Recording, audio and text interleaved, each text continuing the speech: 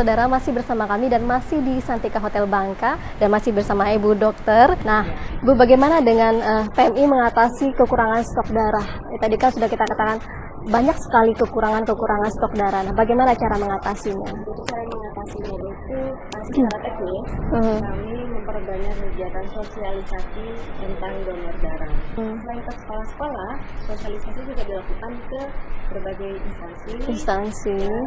Baik sosialisasi langsung maupun dengan memperbanyak media informasi. Kegiatan teknis keduanya dengan memperbanyak kegiatan donor darah keliling atau mobile unit tersebut. Masih itu ya dilakukan ya. Yang kalau zaman sebelum saya waktu tahun 2014 dilakukan itu menunggu permintaan instansi datang. Oh gitu.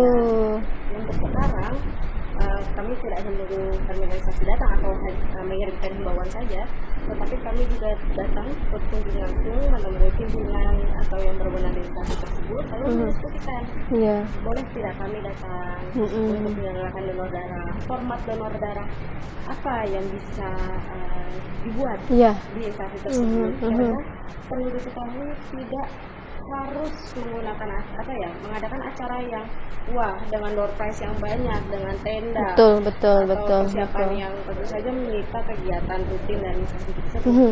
Kami hanya membutuhkan ruangan. Kami ingin meminjam ruangan ukuran minimal 4x6 beserta beberapa meja dan kursi itu saja. Bahkan juga untuk mengundang tim kami datang untuk menyelenggarakan donor darah tidak dikenakan biaya sebesar pun.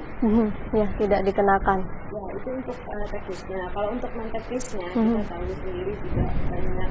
Ada juga alasan masyarakat tidak ingin menyumbangkan darah itu karena takut darahnya diperjualbelikan atau disalahgunakan.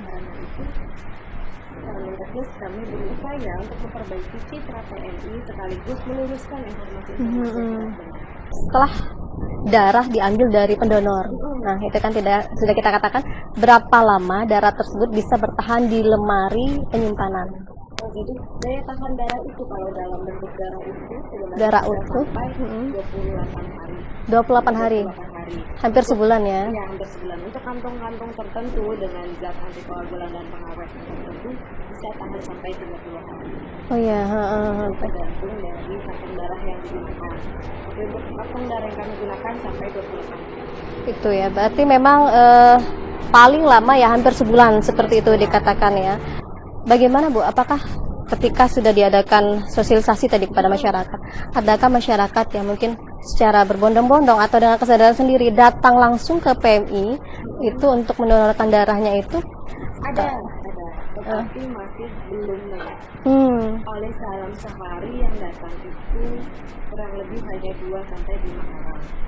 Sementara permintaan darah yang datang ke kami itu sebanyak rata-rata bisa 25-40 lembar. Di setiap lembarnya permintaannya bisa mencapai rata-rata itu permintaannya 3-7 kantong, tetapi bisa mencapai belasan kantong. Mungkin pasti ada gitu ya, pasti ada keuntungan dari si pendonor gitu yang mendonorkan darah. Apa keuntungan yang didapatkan? Keuntungannya yang pertama kita bicara dari segi kesehatan. Segi kesehatan, ya. Setelah orang mendonorkan darah, tubuhnya akan memproduksi darah pengganti. Sel darahnya itu ada 3 jenis. Pertama, sel darah merah atau eritrosit. Itu berfungsi untuk menghantarkan oksigen. Lalu yang kedua, sel darah putih atau limfosit itu untuk pertahanan tubuh terhadap penyakit. Yang ketiga adalah trombosit. Nah, trombosit itu berfungsi untuk menambah kerusakan dalam tubuh. Nah, itu keuntungannya ya. Dari segi kesehatan. Dari segi kesehatan lain secara tidak langsung adalah pendonor mengetahui kondisi kesehatannya. Oh iya. Apa saja sih yang dilakukan Bu, yang dicek untuk dicek. Yang rutinnya dicek adalah kadar hemoglobin. Hemoglobinnya? Serta tensi darah. Tensi darah. Ya, jadi para pendonor yang mungkin sebelumnya tidak tahu kalau dirinya anemia atau dirinya memiliki saudara yang HB yang tinggi, yang sehingga darahnya dengan darah pekat, itu bisa mengetahui. Dan yang mereka yang apakah saya ada darah tinggi enggak, Iya, saya ada iya, darah enggak, iya. bisa mengetahui dari dini.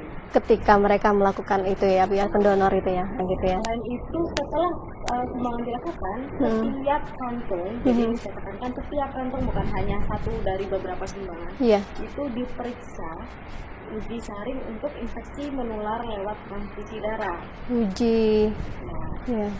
infeksi menular tersebut antara lain hepatitis B, hepatitis C, sifilis, dan HIV.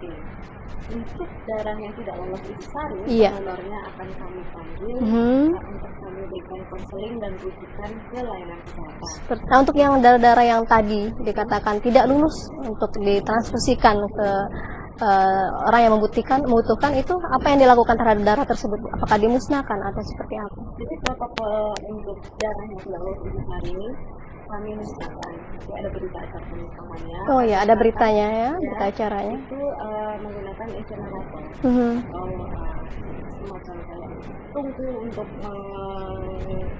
menghanguskan Iya, itu iya. sehingga kumannya tidak tersebar kemana-mana. Iya, sekarang banyak DBD, demam berdarah yang menjakit di masyarakat, dan tentu saja berarti peningkatan atau pendonor ini harus dibutuhkan dan semakin meningkat gitu kan, dibutuhkan oleh masyarakat. Jadi apa himbauan dari PMI Bu kepada masyarakat Bangka Belitung? Untuk seluruh anggota masyarakat, baik tua maupun muda yang merasa dirinya dalam keadaan sedang sehat, kami mengundang bapak-bapak, ibu-ibu, saudara-saudari sekalian untuk menyumbangkan darah sebagai bentuk rasa syukur terhadap kesehatan yang dimiliki oleh diri sendiri dan kesehatan yang dimiliki oleh keluarga. Karena setiap kantung darah yang diberikan kepada pasien itu akan memperbesar kesempatan pasien tersebut untuk sembuh dan bertemu dengan keluarganya kembali. Iya. Harapan kedepannya dari PMI adalah kepada masyarakat Bangka Belitung agar semakin bersemangat untuk membantu sesama, bahwa yang dibantu adalah keluarga sendiri. Ya, Ibu, mudah-mudahan perbincangan kita ini bermanfaat bagi masyarakat yang selama ini mungkin tidak tahu apa sih yang dilakukan oleh PMI dan apa keuntungan si pendonor gitu ya. Apa sih yang dibutuhkan oleh PMI ketika masyarakat kan sekarang semakin butuh yang namanya pendonor dan pendonor. Nah, ini tentu yang dibutuhkan adalah kesadaran Bu ya dari masyarakat bahwa di tempat lain ada yang sedang membutuhkan. Ketika kita bisa memberikan bantuan, ya berilah bantuan itu ya Bu ya. Ya, oke, terima kasih Ibu Dr. Rizky Cintra Suci Mars ya Bu ya, sudah bergabung bersama kami masih di Santika Hotel Bangka ini. Ibu sebagai Kepala Unit Transfusi PMI Pangkal Pinang sudah menyempatkan waktu dan memberikan pencerahan kepada masyarakat Pangkal Pinang dan Bangka Belitung bahwa masih sangat dibutuhkan bagi mereka yang ingin mendonorkan darahnya. Seperti itu Bu ya. Terima kasih banyak telah mengundang kami hari ini. Iya, terima kasih. Saudara, semoga kita bisa memetik solusi dan hikmah dari perbincangan ini. Dengan berakhirnya perbincangan ini, maka berakhirlah beragam Kompas News Bangka Belitung hari ini. Saya Meta Janarti, mewakili tim redaksi Kompas TV Bangka undur diri. Jangan lupa nantikan selalu Kompas News Bangka Belitung setiap pukul 4 petang waktu Indonesia Barat. Sampai jumpa. Terima kasih.